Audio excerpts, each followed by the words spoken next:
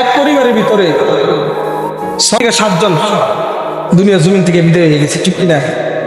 প্রবাস থেকে আসার পরে কত আনন্দ, একসাথে আনন্দ ভাগাভাগি করবে আসতে।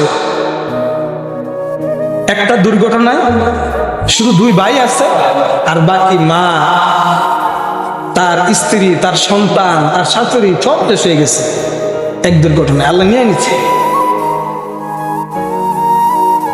তো পরীক্ষা এমন এক জিনিস, কখন কার কত বড় পরীক্ষা আছে এটা বলতে পারবো না আমরা। এরকম অহরে ঘটনা এই দেশের ভিতরে আছে, অনেক ঘটনা আমাদের চোখের সামনে পড়ছে। তো মুহতারাম হাজিরিন, ধৈর্য ধরতে হবে, ওইখানেও সবর ধরতে হবে যে আলহামদুলিল্লাহ আল্লাহ আমাকে 2টা সন্তান দিছে। একসাথে 2 সন্তান পানিতে পড়ে মারা গেছে। এই যে কিছু 2টা সন্তান, দোনো সন্তানই সিরাজগঞ্জ, 2 সন্তানে পানিতে ডুবে মারা গেছে। এক সন্তান পড়ে গেছে ছোট্ট, ওইটাও ছোট বাচ্চা, ওই বাইকে বাঁচাইতে গিয়ে সেও মারা গেছে।